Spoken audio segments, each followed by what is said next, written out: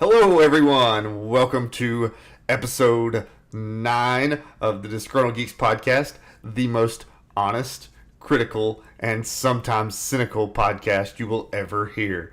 Welcome to episode Infinity Plus One. Yeah, I just like see your brain working. It's like you feel like you're stuck in Groundhog Day with that opener, right, Ben? I am in Bill Murray. I am Bill Murray right now. I've never sympathized with him more than I do right now. Right. For those that are listening on the podcast, you don't get to hear kind of the outtakes where I don't turn on the mic at the beginning of the Twitch stream. But once again, that happened. You would realize what I'm going to do now is invest in one of those flip boards with the numbers, and it's going to have days since Ronnie forgot to unmute the mic. And I'll just flip it back over to 0. Right. And there's 1, 2.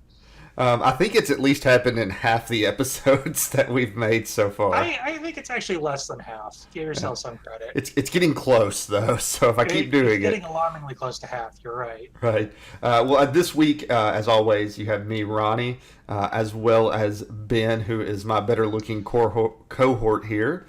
At least half of that statement is true.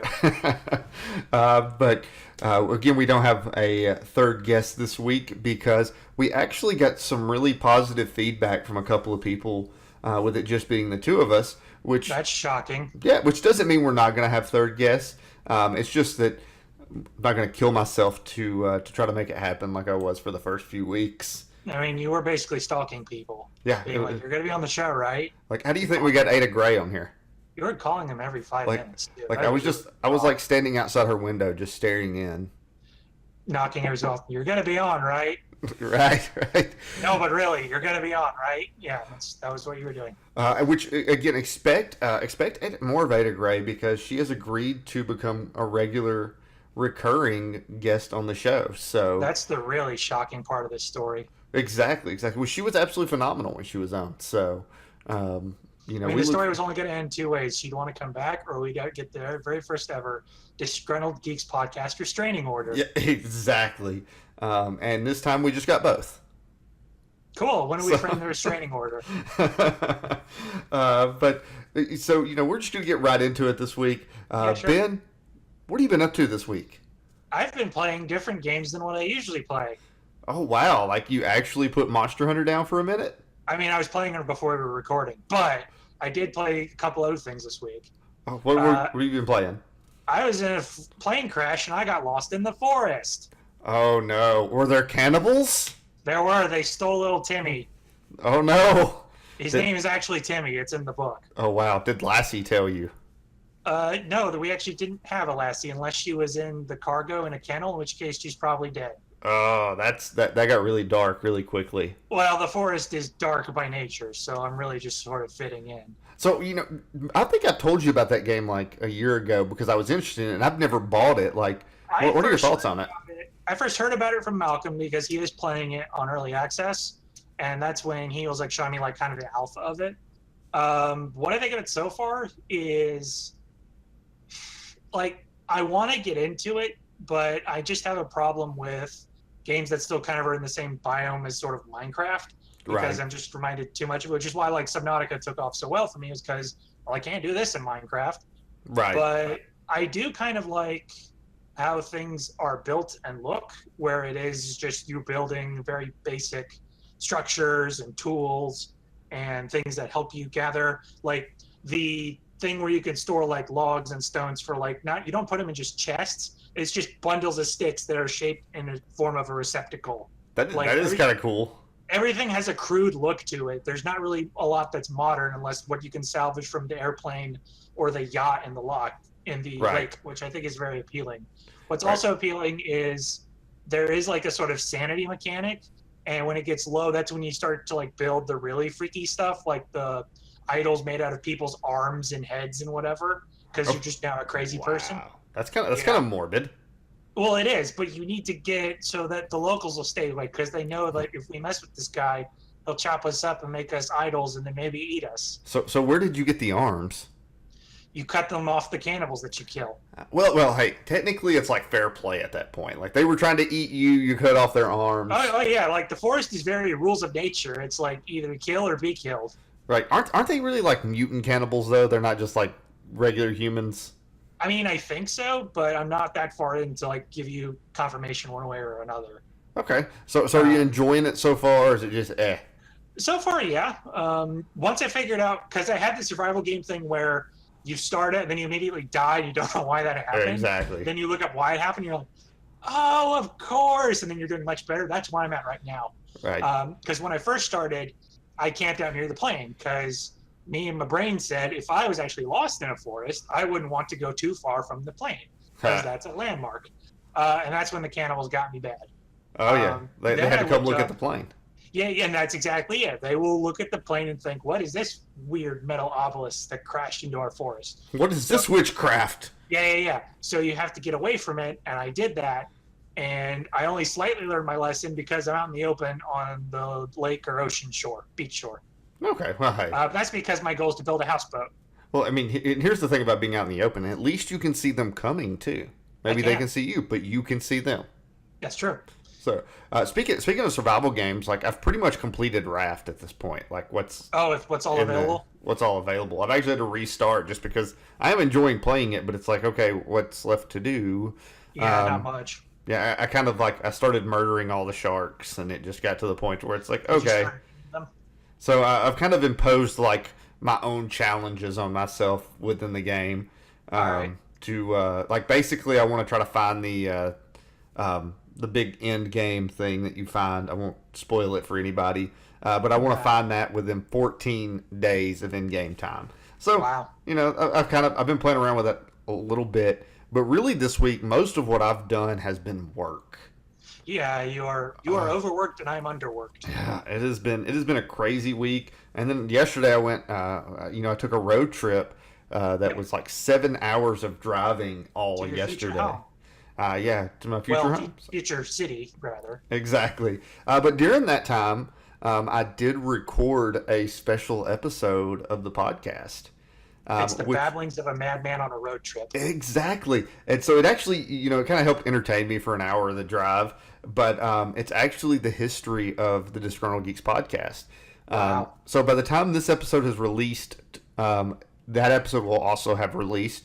And so if you haven't listened to it, go and listen to it because you'll learn a little bit about how the Disgruntled Geeks kind of came into being, where me and Ben kind of got to know each other within podcasting, some of our past projects together, and just learn about us. And I talked a little bit about like what the plans are for the future. So you'll also get to know a little bit about what's coming. And if you don't want to listen to that, don't worry because we're going to have Jamie transcribe all of that. And we'll sell it in a beautiful leather-bound tome for 5 easy payments of $14.99. Right. Wow. That's a good idea. That's my business man. Yeah. Side coming out. But besides that, I have had the opportunity to squeeze in 6 episodes of the new season of Orange is the New Black. Oh, really? I remember you were really into that show. Yeah, like whenever it first came out, like I don't think I've watched a single season in less than one sitting besides this season.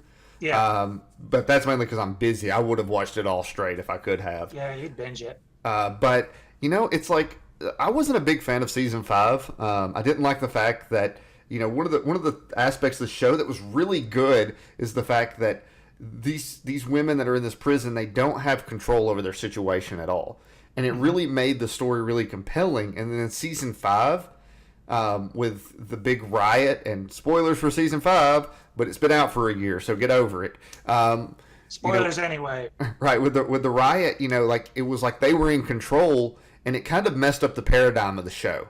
And season 6, I was really hopeful. Okay, especially once I saw the teaser for it, and I see that they're in Max, and I was really hopeful that it was really going to bring back some of that charm that it had. Seasons 1 through 4. And it's really just been a jumbled mess so far. Like a bunch of the women from earlier seasons aren't even in this season. Some of our central characters in 6 episodes in have showed up 1, maybe 2 times. And it just doesn't feel like Orange is the New Black anymore. It feels like it's trying to become a new show. And I'm not quite sure how I feel about that.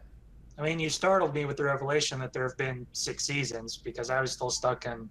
There's like 3, maybe 4. Right. But that's because like I get all my Orange is the New Black updates from you talking about it. Right. And another thing that the show had done in previous seasons that is kind of weird that they went back to is season 1 and 2. They focused a lot on things that happen outside of the prison, and that really didn't work. Like that was a lot of people's biggest complaints about the early seasons was the stuff with Larry and Piper's friends outside of the prison. Yeah, I didn't care about them at all. Yeah, it's there's no reason to, and so they finally cut that out. But this season, they once again have another major like outside of the prison arc that takes place with one of the women who was in prison, but it just again it kind of falls flat, and it hurts the overall narrative. I mean, like it's a pretty interesting story because like what it's kind of telling is like even though you're free from prison, there's still struggles that come with having been in the prison system. But yeah, I mean, I can understand that as being a good arc, but but the show's not about women after prison. No, the show is about the women as they're in prison, and it really fell flat to me, or it has so far. Maybe there's going to be a payoff. I don't know. I'll get back with you guys next week on what I think about the season overall. Well, you know what? If you don't like Orange is the New Black TV series, do I have an idea for you? What's that? You go to Steam, you go get the game Prison Architect, and you make your own Orange is the New Black series. Yes, we'll make our own Orange is the New Black with blackjack and hook shots. Brilliant. Yes. I really almost said that. Almost. I almost went Bender there. But I caught myself I because think everybody has at least once. It'd be all right. Yeah, this is a family show, so we gotta keep it. We're still pretending we can get sponsors. I got you. Yeah. Oh, speaking of sponsors. Oh, jeez. All right, go ahead. We do have one. I thought that was gonna be at the end of the show. Are we doing that? Yeah. We'll go ahead and do it. Perfect segue there. We can't ruin a segue as good as that, Ben. So yeah, they're better than yours, so that's fair. Exactly. For any of you that do not know, we are now sponsored by Tupelo Sports Cards in Tupelo, Mississippi. It is your place for hobby gaming, board gaming, TCGs, sports memorabilia in North Mississippi. So if you're ever in North Mississippi, go over there, tell Anthony hi, buy something from him. He loves money. Probably don't mention us, though. Yeah, don't mention us. There was that one time, and Anthony, we're sorry. But yeah, so definitely we appreciate Tupelo Sports Cards for everything that they do for us and for our community. But you know something that most people that go to Tupelo Sports Cards like? Comic books. I was going to say Funko Pops. Well, Funko Pops. Oh, hey, I'm only saying that because he got like a massive collection of them. Yes, it was crazy. Like I walked in there and there's Funko Pops just all over the tables. On almost all the tables. It was kind of alarming. So like 5 Funko stacks high, really. Right. Piles of them. Do you want to know interesting trivia? For those that are watching, you can see the logo for Disgruntled Geeks down below you. If you're not watching, you're listening. I'm sure you've seen the logo. The little character that's in that is actually based on a Funko Pop. Really? Yes, it is. Like, and I didn't even know that whenever it was designed for us. But then Jamie, who designed it, told me, he's like, "Yeah, that's supposed to be a Funko Pop." So we already are ready to go whenever we never get popular enough to have our own Funko Pop. Exactly. Right there. Wow, that's thinking ahead. Maybe we'll just make our own. Make our own bootleg Funko Pops. Make it some bootleg Funko Pops. We'll call it Dunko figures or something. Just you can dunk them right in the trash. Just put vinyl somewhere in it, and then everybody goes crazy because that's what all the other knockoffs do. Thrown right into the trash. Anyway. But yeah, comic books. Oh yeah, you guys have those. Comic books. It's not necessarily Anthony's forte over at sports cards. But I thought that's kind of a topic that we really haven't got to hit on. Not particularly. That's extremely relevant right now because thanks to Marvel, it's kind of getting more mainstream attention than it ever has. Yeah. I mean, we were basically acting like all the cons that call themselves Comic Cons and then have nothing to do with comics. Yeah. It's just kind of funny. Like, Comic-Con has kind of become synonymous with multi-genre convention as is, which is really kind of sad for the comic book fans. because it's less about having artists and writers and all those things, and more about just, oh, let's get actors and all Yeah, these I mean, other you still have people. some of those conventions, like the one Ashley mentioned when she was on here, that Right. seem to be like much more focused on the comic part. Yeah, and a lot of what you see now is like it's like comic expos, or comic and toy expos. They tend to be more of what Comic Cons used to be. Mhm. But yeah, if you see Comic Con, you really can't just assume that it's going to be about comics anymore. Not even San Diego Comic Con's really about comics anymore. No, San Diego Comic Con is just convincing nerds to pay them money so that they can be advertised to. Right, exactly. That's really all it is. It's kind of funny too. Like, this kind of gets off from the comic book thing, but I don't know if you saw any of like what Warner Brothers was doing during San Diego Comic Con. I mean, I saw their trailers, if that's what you were asking. Well, no, actually, I'm talking about like what they were doing on their Facebook page. Oh, no, I didn't see any of that at all. It was actually rather genius. They were like showing live videos of like the signings and stuff. So it was almost like Ooh. you know, it's not quite as that immersive, but it's almost like you're in the convention hall watching as all the people Be in sign. the convention hall in the comfort of my own apartment. Hey, maybe that'll happen one day where we just have VR and you like have the live videos and you just put the VR Can on. I hire some? Can I hire some goon to just put on a VR headset and go around on a Segway and have it streamed to me? So it's like he's going around the con for me, and I can tell him where to go. Well, So it's like, okay, I'm done looking at that. Go over there. yeah, we should just get Jamie to do that.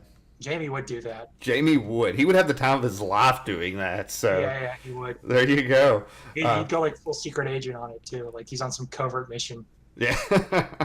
If this is your first time joining us, Jamie is one of our regular reoccurring guests, and He designed our logo, like you said. he designed our logo. He's our resident art guy, which is kind of funny to say about him. I don't really Well, out picture of him the as three an of art us, guy. he has the most experience to what can be called art. Right. So he wins by default. Exactly. So Ben, I know it's been a while since you read any comic books. What was really the last thing you really got into? Oh, geez, last thing I got into. Really, I think it was a lot of the Ultimate stuff, honestly. Like Yeah. Ultimate Spider-Man and a few of those. Yeah, Ultimate Spider-Man was legit. Yeah, Like that was a really good series. I think what was really good about it is it was a really good retelling of the Spider-Man mythos that really respected the original mythos, at least up to like the Carnage stuff. Like Gwen being Carnage was a little weird, but what the Carnage story did though was kind of really hit home with people who weren't necessarily familiar with Carnage. Of just like that's a much darker character than just what you think of as Carnage when you first look at him as Red Venom. right. Now did you read it up to whenever Miles Morales was introduced? No, I did not. That's kind of when I stopped. I didn't stop because of Miles or anything. I just kind of fell track of it, and that way later, that's when Miles was introduced. Right. Well, did you read the death of Peter Parker? No, I did not. Oh, dude, like anybody that has not read that, I'm not going to give you like spoilers on it, but you really need to because like the funeral of Peter Parker is one of the like most amazing comic book moments ever. Because again, I'm going to be as spoiler free as possible here while telling you like how awesome this is. But basically, like at one point, Peter asked Captain America for help, and Cap basically is like, "That's below me because I'm not a street level hero like you are, Peter." Not in those exact words. He wasn't that harsh. But then, like at the funeral, Aunt May comes up to Captain America and basically is like, "This is your fault. He's dead because of you," and like completely just tells off Captain America. Yep. Oh, it's just so beautiful when she does it. I think that's the success of a lot of the Ultimate storylines is that they really add the human element to these characters. Right. Because like Captain America just comes off as a condescending jerk a lot of the times. And he is in the Ultimates. Oh yeah, he so is. Yeah. Which don't if for those that know much about comics or but haven't read Ultimate, do not judge the Ultimate line by Ultimatum, please. Because that story was absolutely abysmal. That's actually what got me out of Ultimate Comics for a little while. Is when I read Ultimatum. And here's another thing about the Ultimates that I don't think most people realize is that the majority of the Marvel movies are actually more influenced by the Ultimate comic line than the mainstream comic line. Yeah, I'd say so. Because like especially like you look at Avengers 1 had the Chitauri, and the Chitauri were made for the Ultimate comic line. They were the the equivalent to the Skrulls in the Ultimate comic line. Oh yeah. Which is kind of weird considering they've introduced the Skrulls in the movies now. Well, we already the Chitauri already fulfilled their role by basically just being the jobbers to the Avengers in the first movie. But Right. they need to start looking into things past Thanos, so now would be the good time to introduce the Skrull. Yeah, yeah, we really would. And especially with like we're getting into like some of the with Captain Marvel coming in now, like a lot of more of the. I mean, I know we already got Guardians of the Galaxy. Don't get me wrong, but a lot of the more space-based things are starting to really be pulled into the movies. Outside of of course Thanos being a big portion of that for the first phase, but they are really opening up the universe some to outside of just Thanos' realm of influence. Gee whiz, maybe we'll get Galactus on silver screen. Oh like man, actual proper Galactus. Yeah, you know that. The thing is like why going to that Fantastic Four movie? Why did they think that Galactus couldn't work on a movie? Because they had no faith in the source material they were using. Right. It just what really it's what happens when movie studios are cynical about what they're making because they think it's stupid, which to a degree it is. It's people in tights doing things, but they don't treat it with any respect. So that's why we get the villain is an evil fart cloud. We got the same thing in Green Lantern. Yes, with, Parallax. And they're such great villains. It's like just let them be who they are, and it comes off amazing. Like the thing with Galactus is like there's a million ways you could have done that outside of a gas cloud without even showing Galactus in his full form because of the fact that we've seen in the comics his human form, Galleon, many times. And they're just like, no, we're going to do a death cloud. Fart clouds solve the fart cloud is the symbolism of the fart the producers took, the suits that fund the money, and it's like just do whatever, make it that. Right. There, I want to tell you one of the funny things that Marvel did now that they've got they can make Fantastic Four movies again themselves. Disney is closing in on perfect form entertainment. Yeah, they pretty much are. But one of the things they did whenever they couldn't get Fantastic Four back is they actually discontinued the Fantastic Four comics. Yeah, I remember that. And I think before that they had like called them the Fantastic Force or like Future Force or something like that, just to avoid like doing any advertisement for. Well, I think there was even like one comic whenever they had that horrible Fantastic Four movie made recently, like the one by what's his name? Yeah, that completely blew up the cast. Yeah, they completely ruined Kate Mara in that movie. Like she's such a great actress, and then I think it'd be easier to say what did that movie didn't ruin. Right. Oh god, it's just I watched like 15 minutes of it, and I was like, yeah, I'm done. I'm done. It's an achievement in itself. It's like I'm pretty sure Peter Jackson could even make something to beat this. I mean, he probably could. Right. Which I think he did with the Hobbit movies. Yeah. And then if he really wants to brag, I mean, Fellowship of the Ring just runs circles around it. Right. That's not fair at all. But who says we're fair on this show, right? Right. We're not fair at all. No. We don't believe. Well, yeah, sometimes we are. But so I don't know. It just I hope that Disney can make a good Fantastic Four movie. But I'm not necessarily hopeful at this point. Not holding my breath. Yeah, it's they're really gonna have to prove it, and I would love to see them actually try to pull Galactus off. I'll tell you one thing. The only reason I want a good Fantastic Four movie is because I want a good Doctor Doom. Yes. The big thing is I don't think you can start with Doctor Doom. No, do not do that. That's like the first mistake in a Fantastic Four movie. Like I think you start with I think really you start with something like Galactus, just to kind of give like an outside, and maybe even you do introduce Doctor Doom in the movie, but it's more like he helps the Fantastic Four save the world, and then have the second movie be his downfall. Sure. But because like it's really easy. Like the Fantastic Four does their big thing that gives them their powers, and that gets Galactus's attention.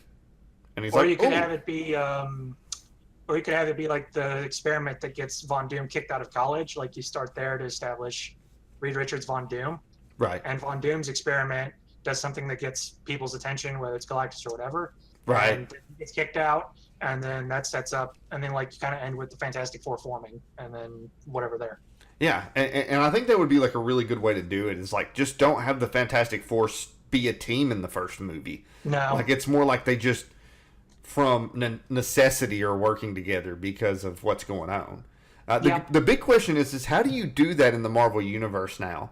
Like if you introduce Galactus or a big villain like that, do you not have to bring other heroes into it because they're going to notice what's going on? I think that's the main problem with making a Fantastic Four movie in the post-Avengers universe, because it's like their whole thing is they're a team, but they're like, well, yeah, we've got the Avengers. Right. We have our team. You know, so like, there'd have to be a good explanation on why the Avengers aren't joining in. That's really like the biggest hurdle that they have to get over with making Fantastic Four part of their cinematic universe. Right. As if making a Fantastic Four movie wasn't a big enough hurdle to begin with. Now you've got to justify the rest of the Marvel Universe alongside it. Yeah, no pressure.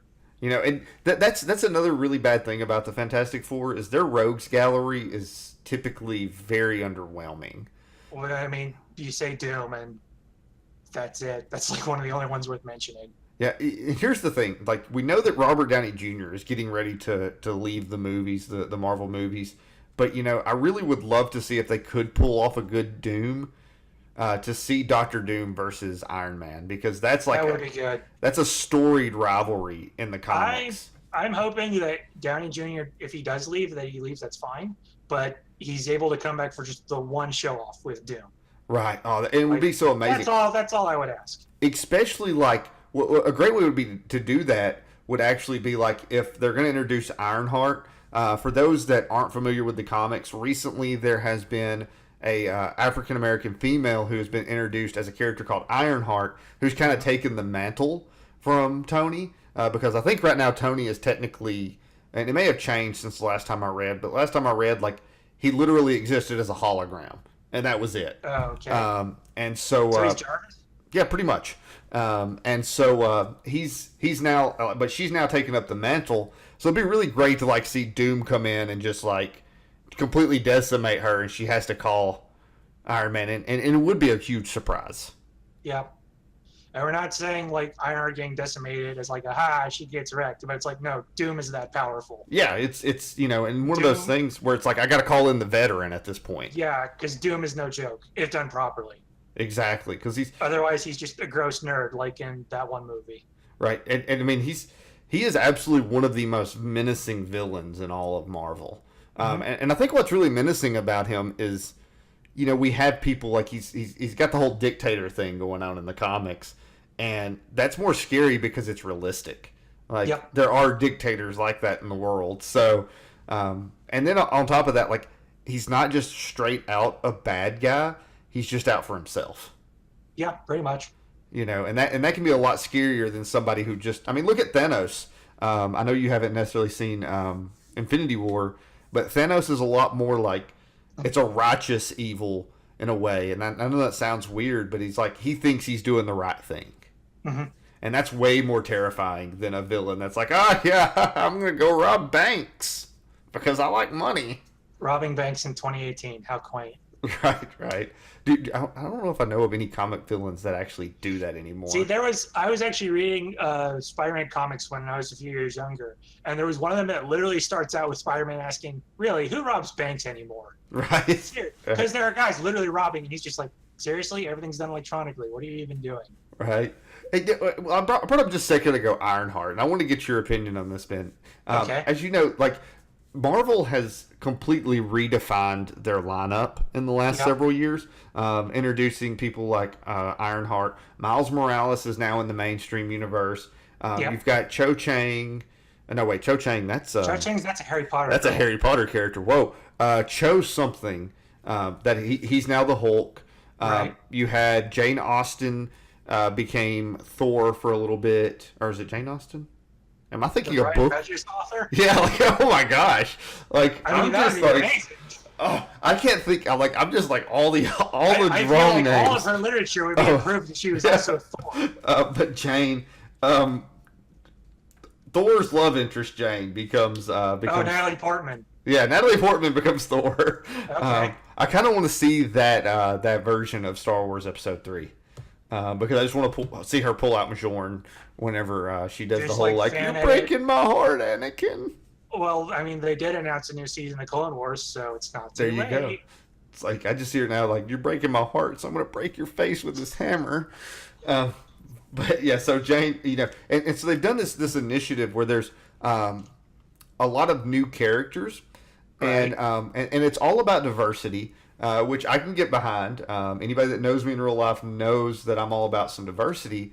But I don't necessarily want to focus on that. I want to focus just on the fact that it's like they're fundamentally changing the comic books. How do you feel about that? Um, okay. So I like the idea of I specifically like the idea of new characters. I like Miles Morales in particular. I think he's a Yes. really well done character. And from what I've read of him and seen of him, because there's that Spider-Man animated movie coming out Which where should be he's in there. amazing. So yeah, so I'm looking forward to that.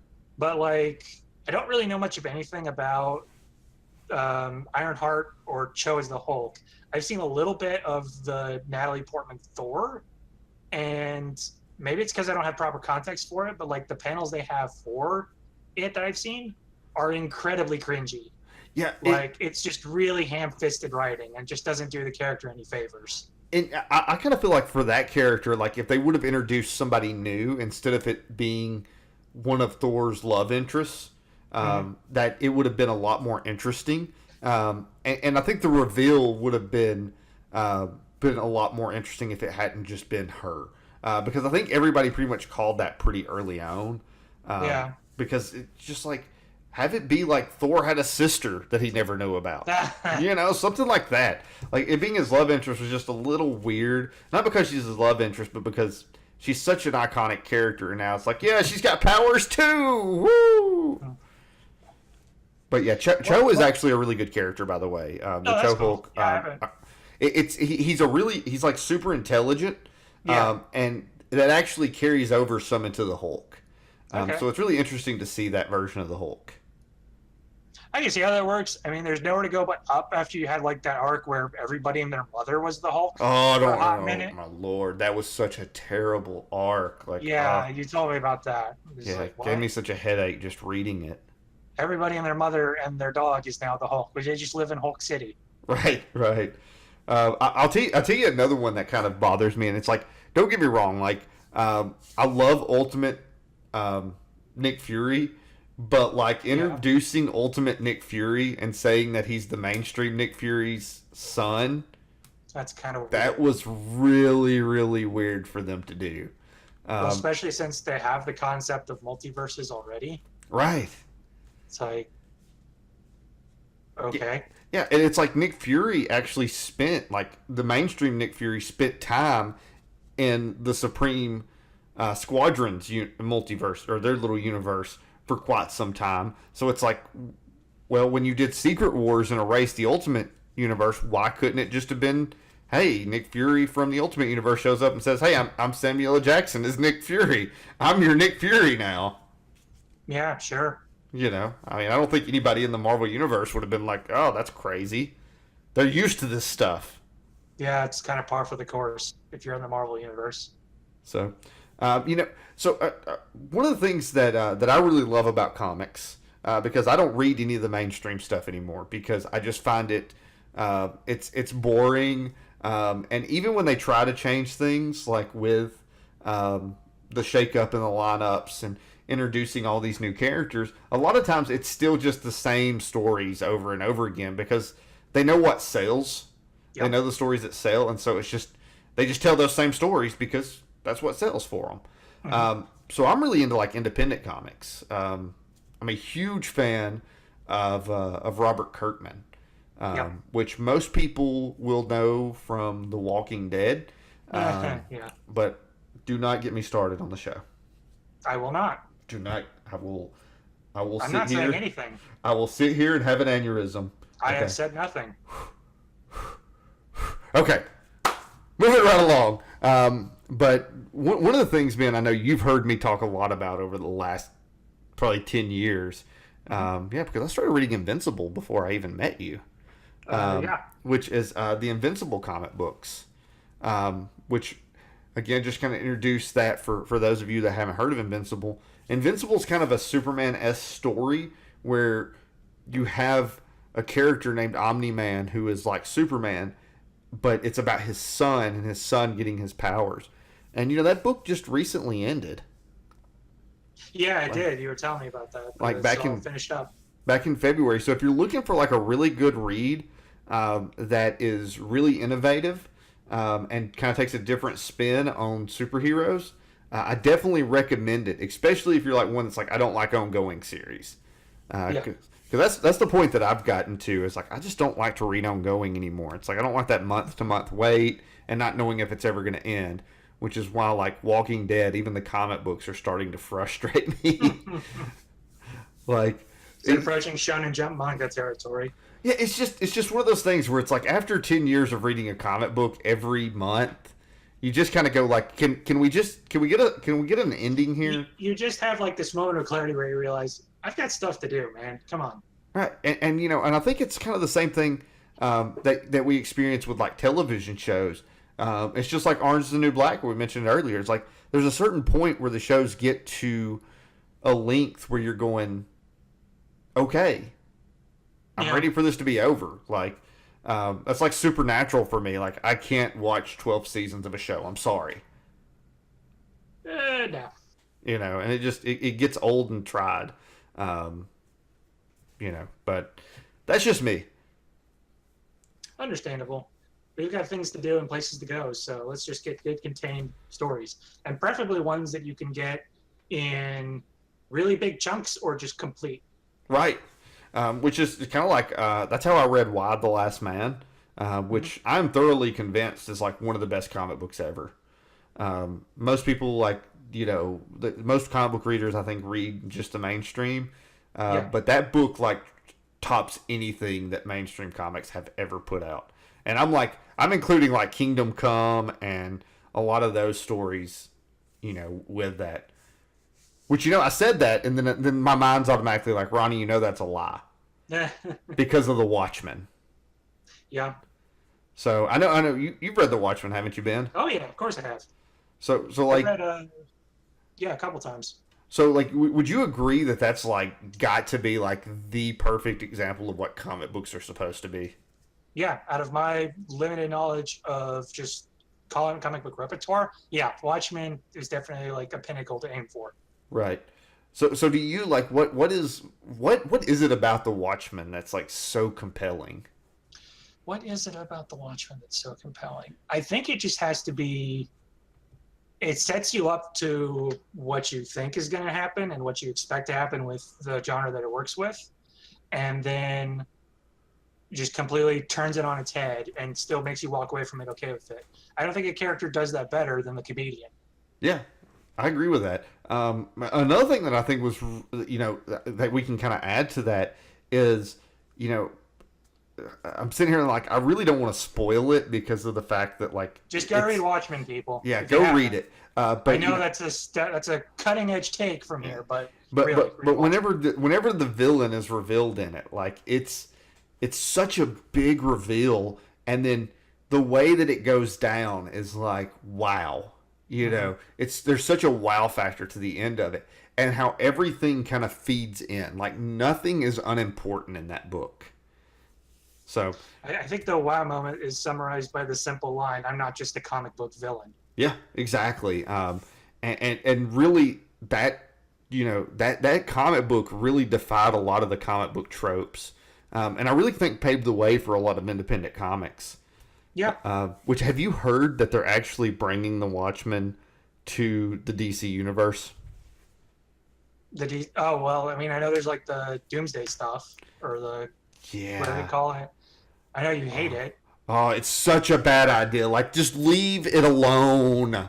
Like, do not ruin the Watchmen. I'll tell you what. There was one good thing that could have come out of it, and they went with something else entirely, which was when they had the teaser for the last Injustice DLC character. It was a figure in a hat and coat, and everybody was saying it'd be Rorschach. God, Rorschach in Injustice. How amazing would that have been? It if would have Ninja been Turtles great. instead. Yeah, it was just Which is a downgrade, John. It's a downgrade. like, everybody loves the Ninja Turtles, but do you really need them in Injustice? No, You don't. But Rorschach, man, as soon as you say that, like, I just can't help but do you now realize how much you want this Rorschach in Injustice? And I automatically like envision the scene in the movie where which was beautifully acted. Like I don't even know the guy's name, but the guy who played Rorschach like knocked it out of the park. But in the prison scene where like they're dragging him off after he spills the grease in the dude's face, and he's like, "You're not stuck in here," or "I'm not stuck in here with you. You're stuck in here with me." Yeah, it's like he was the highlight of that movie. That movie was worth watching just for him playing Rorschach. Right, and so I can just see them like trying to like make some of those quotes for a fighting game, and like, oh yeah, they totally would put him in there, making those work. They'd be the Clash quotes. There'd be like you see like a lot of good references to some of the iconic panels in the sort of after ladder ending sequence, like when he's beating the snot out of Brainiac and whatever else. We could have had this, but no. Turtle power, ladies and gentlemen. Turtle power. We got to have Ninja Turtles. What is it lately like with the resurgence of Ninja Turtles? And don't get me wrong, like I grew up on the '90s Ninja Turtles show, but it's like, why are the Ninja Turtles getting thrown into everything all of a sudden? Like, is it just '90s nostalgia? I do not know. I've actually, just in case you didn't know, Ben, for the audience out there, I actually bought some action figures that are Ninja Turtles and Ghostbusters combined. Oh wow! And part of the reason why I bought it's like, why? I don't know why, but I want it. Sure. But yeah. I mean, I think the weird thing with Ninja Turtles and Injustice is that this is what you pointed out when we talked about it in Corinth a little bit. The Ninja Turtles are technically in the Marvel universe because they were created by the Sludge of the Blinded Daredevil. Right. That's the original Ninja Turtles comic book was literally the same accident. Like you see the panel where the crash has happened and you've got all the stuff and it seeps down and it gets on the turtles. It was all a parody of Daredevil. Yeah. I mean, just like you have the hand in Daredevil, you've got the foot in Ninja Turtles. See? So kind of crazy. A little bit. I mean, I think it would have been a little less awkward if they just put Rorschach in like everybody wanted, but got the guy who played him in the movie to voice him. Oh. Yeah, that would have been the tops. But that really, I think that was the thing that made that guy so good was like not just the fact that he looked the part, but he really like sounded like what you can imagine Rorschach sounding like. Yeah. I did think the mask was a little goofy in the movie. I mean, there wasn't much of a way to not make it goofy. Right. Because it had to change. If the mask didn't change, people would have complained about it. I mean, there's a lot to complain about in that movie, but that would have been the cherry on top if Rorschach's mask never changed. Right. And it's one of those things, like, I think that movie's, like, one of my big guilty pleasures. Because it's, like, to me, it's, like, it's Watchmen. We talked about, like, the difference between a fan and a fanboy at one point. I will openly admit, like, I fanboy over Watchmen. I mean, it does a lot right. Like, there's a lot of strong attention to detail in places where you wouldn't expect it. Right. So, for that, like, I give it a thumbs up, but, like, I'd much rather read the graphic novel. Oh, yeah. And it's just one of those things where the book is just so good. Like, it's never going to compare. Yeah, well, the book also doesn't come with, like, a totally inappropriate soundtrack either, like you get in several scenes. Where it's like, why is this song playing? Right. This is the worst. The Simon and Garfunkel song like during the funeral was... That was the only good time. Everything else was just like, what? Yeah. Who picked this? Yeah. I could agree. Overall, the movie was just mediocre. It was mediocre. Saved by attention to detail and Rorschach's acting. And I could have done with a lot less Blue Dong in it. No, people would have complained. Right. I guarantee you, people would have complained if there was no Blue Dong. But there needed to be way less. Okay, that's fine. Oh god, but I think Manhattan was done pretty fantastically in the movie as well. I think a lot of people I've heard complain about how boring his character is, and I'm like, that's the point. Yeah, he's just completely disconnected from reality at this point. Like, as you would expect the godlike being to be. exactly. Like it's literally like nothing. Just he because of how powerful he is, like he just doesn't feel. Literally everything is insignificant to him. Exactly. Which talking about the Watchmen, and its crossover to DC and the movie. Yep. We've got to bring up the DC movies. Okay, what are we talking about? What is going on with the DC movies right now? You want to talk about the current ones, or do we want to talk about upcoming ones that we saw at Comic-Con? Just like where it's at right now in general. Like, yes, we can talk a little bit about where it's going, but it's overall DC's been, just panned across the board almost since they've started making movies. And I'm a huge Superman fan, which is weird. I know. I even have a Superman tattoo. But I really liked Man of Steel. I can admit some of the issues in some of the other movies. But why do you think it is that they're so poorly received? I think it just goes down to the fact that people don't like what the vision is that Warner Brothers has for the DC universe. Right. Because it's slightly different to what is the sort of, there's a word for it, I know, but those are tough words. But what people in general think of when they think of Superman. Right. And that's not really what we get in the Man of Steel movies or Justice League or anything like that. And that just bothers people because it's like they want to see that Superman. And they get that with a lot of the DC movies. I think the only one that's kind of gotten a pass from that was Wonder Woman. Yeah. Like that one people seem to turn to more. Right. But not so much the other stuff. We're not even going to talk about Green Lantern. There was no Green Lantern movie. Oh, yeah. That was just terrible. I think it has a lot to do with just like, like there's a lot of Zack Snyder hate out there for good reason.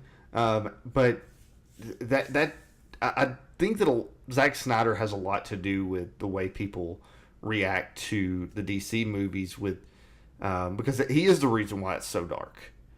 Because that's what he specializes in, is that really dark, brooding style movie, right. Which really fit for like Man of Steel, like the first one. But it kind of just came off as kind of honky in Batman v Superman. Well, speaking, you brought up Batman. I think of something else to consider too, is that DC is having to do all of this following the Dark Knight trilogy. Oh yeah, which did dark and brooding right. Yes. But it's just, and another thing, I will tell you one of the things that absolutely infuriated me about the Batman v Superman movie. All right. Was the fact that, sorry, I've got stuff going on in chat, that inappropriate language and people trying to troll. So, live television, people, live television. Hooray. So the one of the things that really upset me about it was the fact that they introduced Alexander Luthor, but advertised him as Lex Luthor, and that was probably the biggest complaint. Right, and most people still after the movie didn't get it. Most people did not get that this was Lex Jr. I had to explain it to you and multiple other people because I'd read the comics and I automatically recognized the character. He goes, "My dad built LexCorp."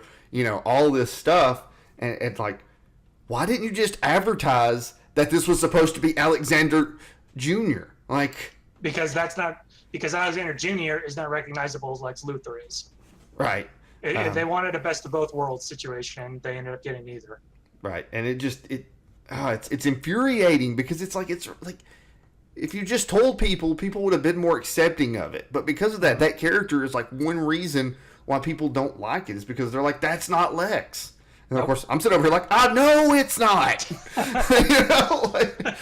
Yeah.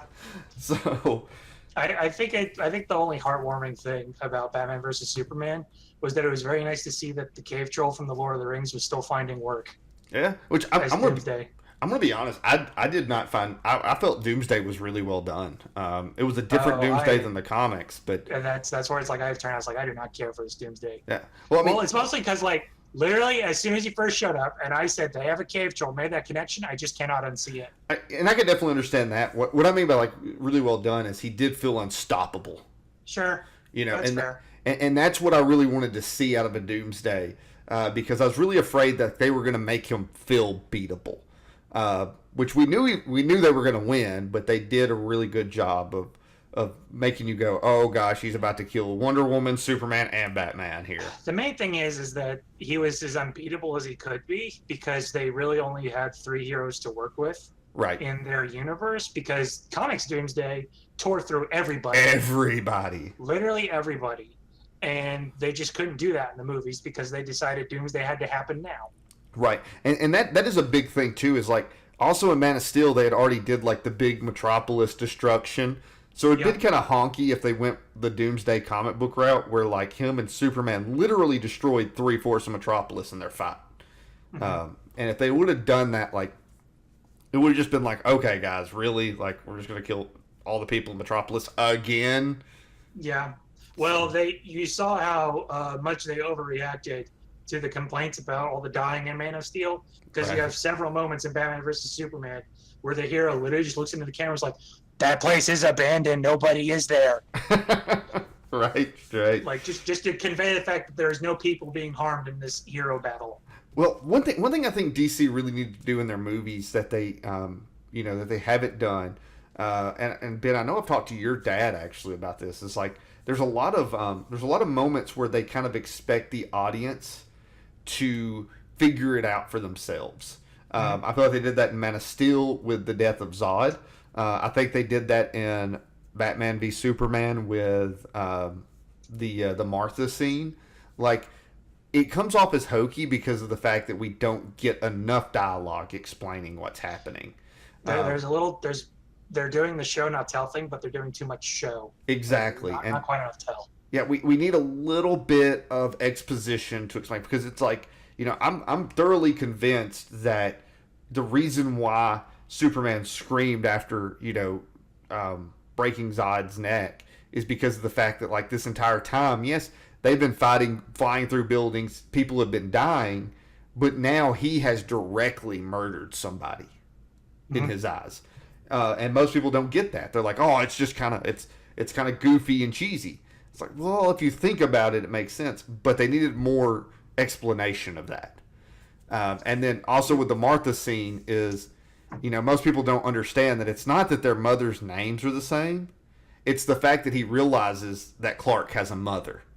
And so he's no longer just an alien. He's a human. Mm-hmm. And so I would he have sees gladly that. taken a little more showing of that than the Batman origin story again. Oh, yeah. Because you want to talk about a moment we never need to see on movie screens ever again, Batman's origin story. Yeah, we never need to see his parents murdered ever again. Please. Yeah, thank you. Thomas and Martha have been shot too many times through cinematic history. Yeah, really, we're done. We know how he becomes Batman. Thank you. Wayne lives matter. So sure, why not? Somebody's gonna get offended by that. I'm sorry, but it was a funny joke. And so I really liked Wonder Woman. Really good movie. I really wish DC would start kind of following that formula a little bit more. I like Suicide Squad. I unfortunately didn't get to see it. I actually really enjoyed it. I did. Oh, okay. Migraine coming on. I did not like the Joker or Harley Quinn in that movie at all. Well, I mean, I think like one of the first things you told me after coming out of the movies when you went to go see it was like, you were so right about the Joker. Yeah, because I'm the kind that's like, give it a chance. Like I saw the design. I'm like, okay, I'm not really buying it. I called it crap from the get-go. Convince me. And then, that was the worst parts of that movie was when the Joker was in it. And I mean, especially like coming off of like Heath Ledger playing the Joker. Well, that was their first mistake. Yeah, it's like, nobody's gonna out Ledger. No, well, nobody was gonna like this Joker because it had to immediately be compared to Ledger, who had to be compared to Nicholson. Yeah, it's just the Joker on movie screens is just a bad idea at the moment. Well, I think they went way too hard trying to be the exact opposite of Ledger's Joker, where really they should have made it more like if they would have went like the Mark Hamill Joker route. Yep. I think it would have been a lot better, but they veered off way too far the other direction. I mean, I think they would rather have complaints of why is Mark Hamill not voicing this Joker rather than this Joker sucks. Yeah, really, what they should have done is they should have just went back to the '90s television show and just like edited the Joker out of that and just had an animated Joker in Suicide Squad with Mark Hamill voicing him. I would have loved that so much. Yeah, which Mark Hamill basically plays the Joker in the Flash television show. Yeah, he does. Right. I can't even remember the name of the character, but it's absolutely phenomenal. Like watching it, it's like this is the Joker right here. Yep. This is Mark Hamill playing the live action Joker. But I would love to see them actually pull Mark Hamill into the DC universe. Like, can we get that? Can we get it, please? Like, I mean, he'd probably rather do that than Star Wars movies at this point. Well, and technically he can't do Star Wars movies anymore because... Well, he's been announced for the cast of Episode 9. Oh, no. Okay, so, well, it's okay because I won't have to see it. Mark Hamill the alcoholic. But as far as, like... oh, go ahead. I was like, he became an alcoholic after reading the script of The Last Jedi. Can you blame him? No. But did you see any of the trailers coming out of Comic-Con for the DC stuff? I did not, sadly. They had Aquaman, Shazam, and then Titans, I think, was the... I did see Shazam and Titans, and both of them look terrible to me. I know really? Shazam's getting a lot of positive. I was going to say, Shazam looks... I have hope. Well, I have hopes for Shazam for one thing. Black Adam. Yeah, Black Adam, that's pretty exciting, but I just... it felt like a Marvel movie from the trailer. I mean, but that's almost the correct tone to take, though, because the whole thing is the kid is a kid who gets superpowers. Which is true. I'm at the point where it's like I'm tired of Marvel movies. Like we've been watching them for a decade. Well, don't worry. They may do the Injustice storyline where Superman kills him in cold blood. Please? Please? Like, just make an Injustice movie. Why can't we just have that? Because we have the games already. Yeah, well, that's true. DC would probably find some way to screw up the... Yeah, they would. They'd have the Cave Troll be Doomsday again. Right. Oh, Lord. But it's like, so Shazam, you're kind of mad on. What about Titans? Oh, I that's like another one of those migraine subjects. Like, again, that's what it has to be. When I first saw the picture that made everybody mad about it, just like I was with the Joker, I was like, I'm going to give it a shot. I'm going to see how it ends up looking once it's moving. Right. And then the trailer came out, and I'm like, well, they blew the shot. Like, they learned their lesson. Like, nothing. My question is, why is Dick Grayson playing Jason Todd? Yeah, exactly. Like, they don't even get the characters right. No, it's like two Robins in one. What? Yeah, it's just nothing about it looks right. I want to cash in this whole show of Titans for a Red Hood show. That would be phenomenal, wouldn't it? And then we could get Jason Todd, but no. But he's not. But Red Hood's not mainstream enough. He was an Injustice character. Yeah, exactly. That's good enough. Yeah. But you know how DC looks at it. Like, hey, this could make us money. We better go the other way. Yeah, we better steer clear of that giant money pile. It's coming right for us. But yeah, it's like, I don't know, like, maybe they're trying to make people appreciate the really cartoonish Teen Titans by making this Titans as bad as possible. It sure is succeeding. Right. Oh, man, Ben, time has caught up with us. We got to talk about a lot of stuff. We did. We jammed a lot of comic books into 1 hour of a show. Comic book related things. We didn't really talk about books themselves. Well, yeah. Yes. Yeah. We stayed in the realm, so that's always good. That's remarkable for us. So, but definitely, guys, listener land, we definitely appreciate you being with us. Just a few little housekeeping things to go over before we get out of here. Don't forget, if you disagree with any of our opinions, whether it's mine or Ben's, you can go on Facebook. You can post a comment there. You can email us, whatever way you prefer to get in touch. And if it's under 140 characters, we will feature it on the show. Yeah, I hate to be Twitter about it, but we got to. Which, speaking of which, I do have one thing to read this week. Oh, do you? Yes. While I'm getting there, I do want to remind you guys about our Patreon.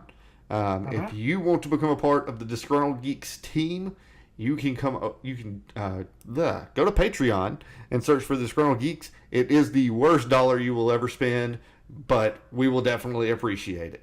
The Disgruntled Geeks Patreon, the best toilet you could flush away your worst dollar. Right. So last week we talked about wrestling and some of that stuff. We did. So Whit actually sent in the email that was at the proper length. So we definitely Whit talks about wrestling. That's weird. Yeah, we definitely appreciate you giving us feedback each week. So keep doing it, man. But he said, first, I don't give a crap about wrestling. Well, there we go. I wasted hours of my life watching it locally, never got into it. I think the only thing about wrestling I got into was the cartoon in the 80s, but I was a young teen and didn't know any better. My respect for wrestling stars goes up and down. Loved Andre, loved Dwayne Johnson, and John Cena. I love what wrestlers do for special needs people and Make-A-Wish, but it's not a sport. It's a bunch of people screaming at each other and riling people up. He's not wrong. Yeah, you're absolutely not wrong. And that is one of the best things about wrestling is you see a lot of wrestlers that do a lot of charity. I often call wrestling redneck theater. Right. But they do amazing charity work. Yeah, they do. And so, well, we definitely, we agree. Outside of that, we both enjoy it. So we have disagree with you on that part. But, it's if you don't like it, you don't like it. Don't watch it. You can, and even when not watching it, you can appreciate what the wrestlers do. So, sure, that's fair. But yeah, Patreon. Last thing I want to say on that was, don't feel like we're trying to tell you that you're obligated to go get on our Patreon. That's if you want to. There are plenty of other toilets you can flush away your dollar at. Exactly. And then for our listeners on iTunes, man, I'm like losing my words today. Like my mouth just doesn't want to work. It's just because I'm exhausted from this really busy week. But if you listen to us on iTunes, please go over there, give us a review. We're not going to be like most podcasts and be like, oh, go give us a 5-star review. No, give us whatever review you believe. We want your feedback. We want to know what we're doing wrong. We want to know what we're doing right. So if you absolutely hate the show, go give it a 1-star. This week we treasured 2-star ratings in particular. Right, yeah. So we want your 2-star ratings. Sure, that'll work. But yeah, definitely, we definitely want to hear back from you. And hey, even if it's not just an opinion about our opinions on the show, feel free to leave any feedback you have. We are trying to make the show better and better every single week. And I'm just gonna be honest. I'm gonna break a podcast rule right now. Oh boy. Last week, the episode that we made was a little bit weaker than the rest of the episodes that we've made. And part of that was actually my fault because of the fact that we kind of went against what the original vision of the Disgruntled Geeks podcast was, which was just to talk about things that we enjoy and critique them. And we got a little bit more into a subject that wasn't as much about critiquing and more about having an opinion on. Mm-hmm. And so that's the thing, is we're going to have to make those mistakes to get better. And we definitely appreciate the feedback that we got on that, because we got feedback about it from a couple of people that said it felt like we were holding back. But it's because we were holding back because it was a subject we really didn't want to broach on certain aspects of it. So it's very touchy. Yeah, and so we need that feedback from you guys. We want it because we're going to make it better. And in line with that, I have the big announcement. All right, here we go. I've been talking about on Facebook. I'm beyond ready.